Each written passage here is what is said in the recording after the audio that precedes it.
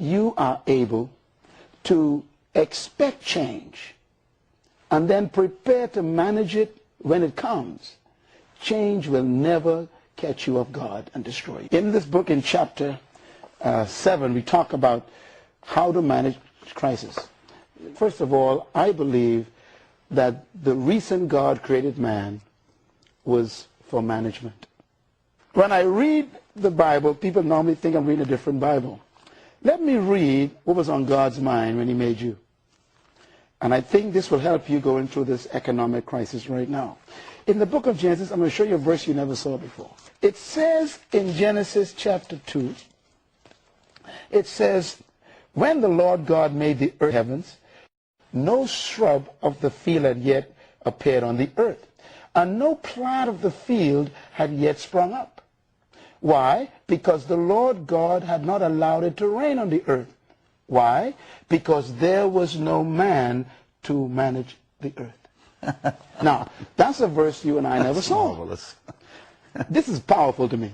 First of all, God had a beautiful planet, but he didn't allow anything to grow, nothing to spring forth, nothing to emerge, nothing to prosper, because there was no manager.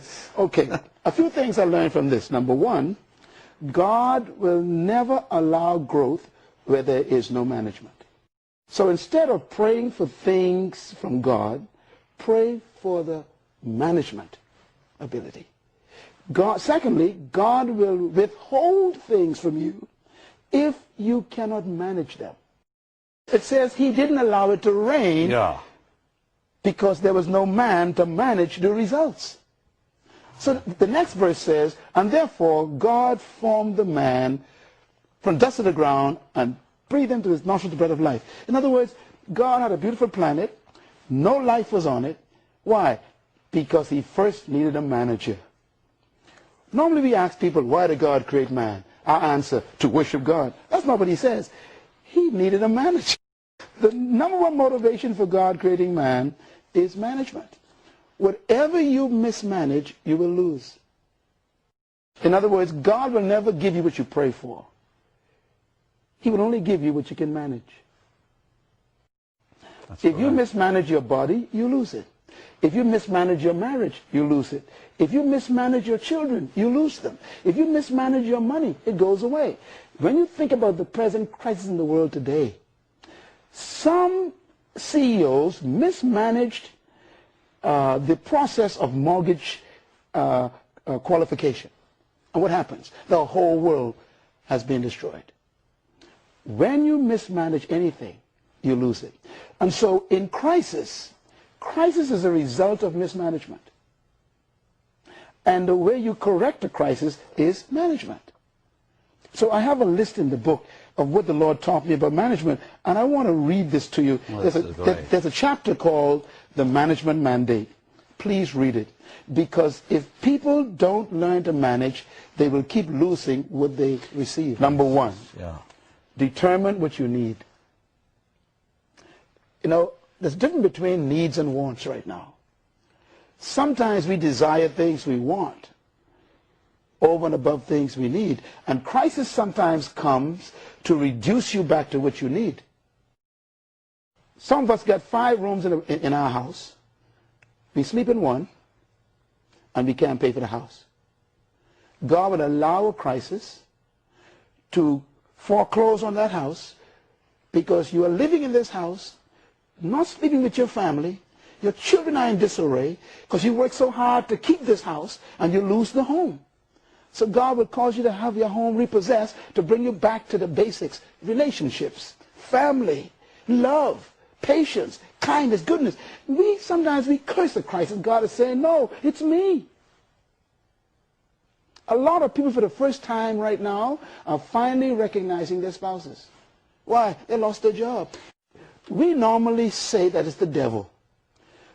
Do you know God actually destroyed the economy of Egypt in order to promote a young man who was in prison? Let me say it again.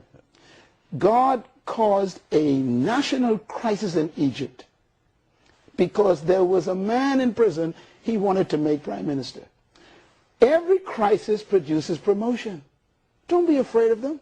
Sometimes the only way for God to move from where you are is to create a crisis that demands movement. You know, Joseph was in prison, locked away, and it was a crisis, a threat of economic collapse in Egypt. God said there'll be famine. I'm going to destroy all of the crops of Egypt. For 7 years, there'll be famine. That's a crisis. Well, how did God get Joseph out of prison? Joseph had the answer to the crisis.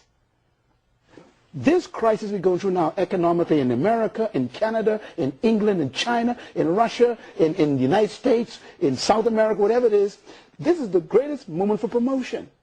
This is when your gift comes alive. Joseph used to work in the courts of Pharaoh as a prince. That wasn't his gift. But Joseph's gift came alive. The gift of seeing the future, explaining dreams, when a crisis came. And so when you talk about overcoming crisis, you have to look at the fact, in this book I talk about this, that people need to get back to what they need. You know, some of you, you had 5 cars. You only drive 1. This is the time now to get back to the reality. Look, I only need maybe 1 or 2 cars. I don't need 5 cars. Number 3, don't live beyond your ability. There are people who are trying to compete with other people to make it in life, and they are hurting themselves and their families. Crisis comes to shake you back to what's important, what's valuable. Number 4, withdraw from the unnecessary. There are things that you are involved in that you can't sustain anymore. So withdraw from those things. In other words, you may be involved in some clubs that demand fees that you can't pay anymore. Be willing to give that up. Why? Life is more important than a club. You got to get back to loving your family, taking care of your wife, your children, your husband, to think your faith in God. God will always reduce you to him. That's why he brings crisis. God allows crisis to bring you back to him. Pharaoh actually thought he was a god until God created a crisis of famine. He brought locusts. He brought blood in the water. When Moses started bringing those points of crisis, Pharaoh had to admit that there is a God greater than he was. Sometimes we become so prosperous, we forget God. And God begins to withdraw things to reduce us to him. Number 5, delay major projects. Now what I mean by that is, you know, sometimes crisis comes to readjust our dreams. Sometimes we are so passionate, we lose compassion. I've seen leaders who are so passionate, God told me to do this, and they forget to have compassion. And God would strip them of all the resources to bring them back to him and to the real issue, which is the people. Passion should never become more important than compassion. It's very important that this crisis is used to bring us back to the basics. And even the government of your country, this great country, America, is being brought back to the fundamentals. God is saying, look, you cannot do this without me. Your smartest economists are confused. A crisis upsets all the known systems. It destroys traditions. So everything you learn becomes useless. And in this book of Overcoming Crisis, I talk about leadership. You know, leadership emerges out of crisis, true leadership. And you never grow in good times. We never change in good times. Whatever you tolerate, you can never change. And that's why crisis comes to shake up the things you tolerate, to say, look, find a new way to do it. You think about Mahatma Gandhi. Yeah, over one. How do we know this man 4 feet 2 inches high? The guy defeated the great British Empire with a conviction, not with a bullet. How do we remember Peter? We remember Peter because Peter failed. He denied Jesus and came back and became the pastor of the church. Why do we remember John? The Isle of Patmos. How he came back and wrote the book of Revelations and 1st, 2nd, and 3rd John. How do we remember Joshua? Because of Jericho. How do we remember Deborah? Because of the battles. How to remember Esther, this little girl? Because she walked in at the expense of being killed in the presence of a king. Crisis guarantees your space in history.